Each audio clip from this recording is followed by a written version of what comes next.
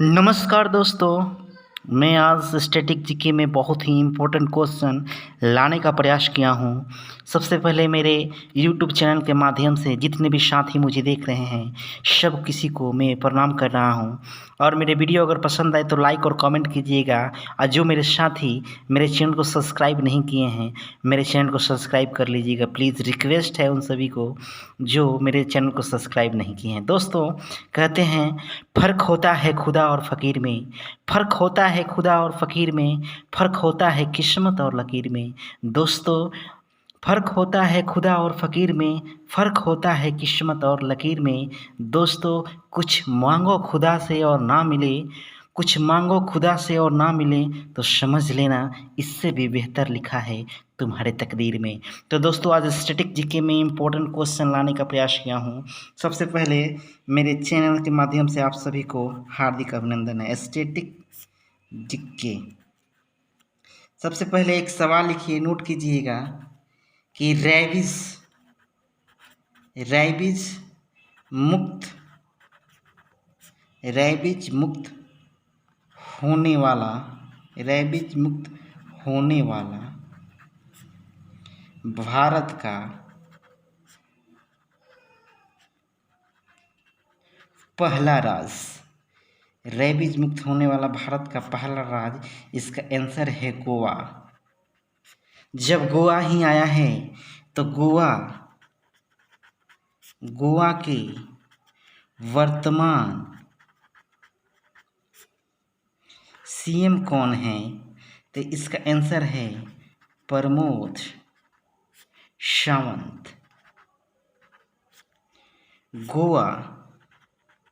गोवा जब आया ही है तो गोवा की राजधानी गोवा की राजधानी है पणजी। जब गोवा ही आया है तो गोवा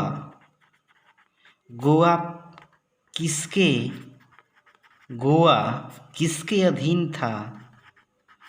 गोवा किसके अधीन था? तो इसका आंसर हो जाएगा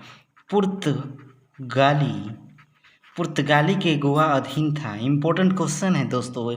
एक सवाल से मैं कितने सवाल बनाने का प्रयास करूँगा। दोस्तों मुझे विश्वास है कि आप सभी को मेरा क्वेश्चन पसंद आएगा। सबसे पहले गोवा, तो जो ये पुर्तगाली था ना, तो भारत में क्वेश्चन आता है कि भारत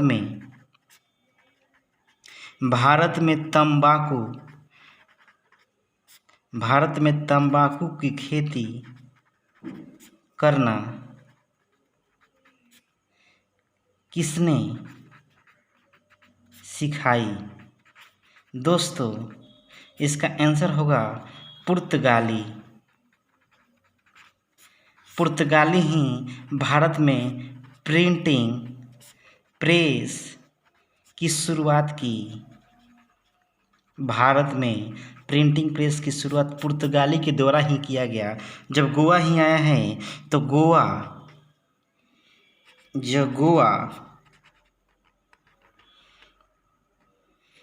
जब आया है तो गोवा में एक त्यौहार होता है सिग्मो फेस्टिवल किस राज्य से संबंधित है? तो इसका आंसर होगा गोवा किस नदी के किनारे स्थित है? गोवा किस नदी? आंसर होगा इसका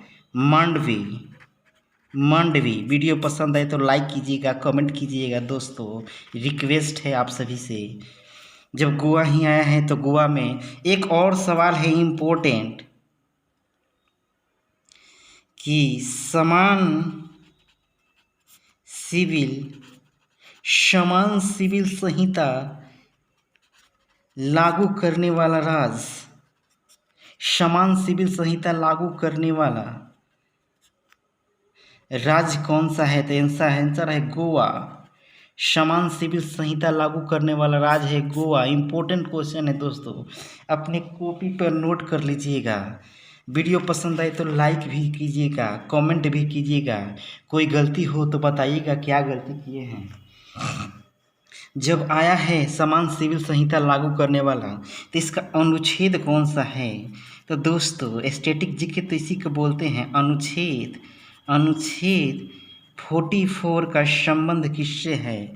अनुच्छेद 44 का संबंध किससे है? तो इसका आंसर हो जाएगा समान सिविल संहिता। समान सिविल संहिता। दोस्तों समान सिविल संहिता लागू करने वाला राज्य, इसका आंसर है गोवा। अनुच्छेद 44 में समान सिविल संहिता होता है। जब ही आया है तो अनुच्छेद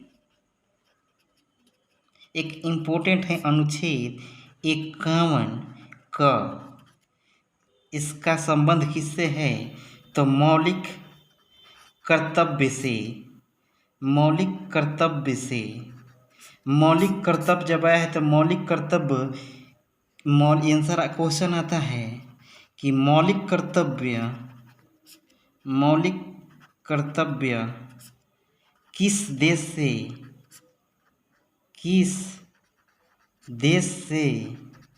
लिया गया है?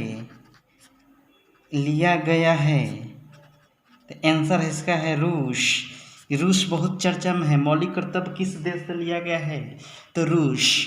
दोस्तों मौलिक कर्तव्य कितने हैं? तो वर्तमान में 11 हैं। ठीक दोस्तों, संविधान संशोधन की प्रक्रिया, संविधान संशोधन की प्रक्रिया किस देश से लिया गया है? दोस्तों बहुत ही इम्पोर्टेंट क्वेश्चन है कि संविधान संशोधन की प्रक्रिया किस देश से लिया गया है? तो इसका आंसर है दक्षिण अफ्रीका। दक्षिण अफ्रीका बहुत ही इम्पोर्टेंट क्वेश्चन है। जब संविधान संशोधन आ ही गया तो इसका अनुच्छेद भी नोट करना लीजिए। अनुच्छेद 368 का संबंध किससे है?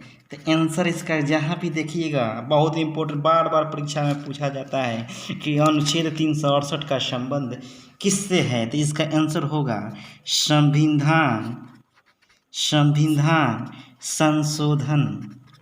संविधान संशोधन की प्रक्रिया से। दोस्तों अगर मेरा वीडियो पसंद आए तो लाइक कीजिएगा, कमेंट कीजिएगा। मैं कोशिश करूंगा इम्पोर्टेंट क्वेश्चन रखने का जो परीक्षा में बार बार पूछा जाता है। एक और अनुच्छेद लिखिए जो परीक्षा में बार बार पूछा जाता है कि अनुच्छेद 17 का संबंध किससे है? अनुच्छेद 17 का संबंध किससे है? तो अस्पृश्यता का अंत, इसे बोलते हैं अस्पृश्यता का अंत लिख दीजिए। इसे बोलते हैं छुआछूत का अंत। ठीक ना है दोस्तों? और जब यहीं आया है तो एक अनुच्छेद और ना लिख लीजिए, थोड़ा सा स्पेस है तो लिख लीजिएगा अनुच्छेद 18 का संबंध। तो उपाधियों का अंत। दोस्तों उपाधियों का अंत। आज के वीडियो में इतना ही। अगर वीडियो पसंद आए तो लाइक कीजिएगा, कमेंट कीजिएगा। दोस्तों मैं कोशिश करूंगा इम्पोर्टेंट क्वेश्चन रखने का कम समय में।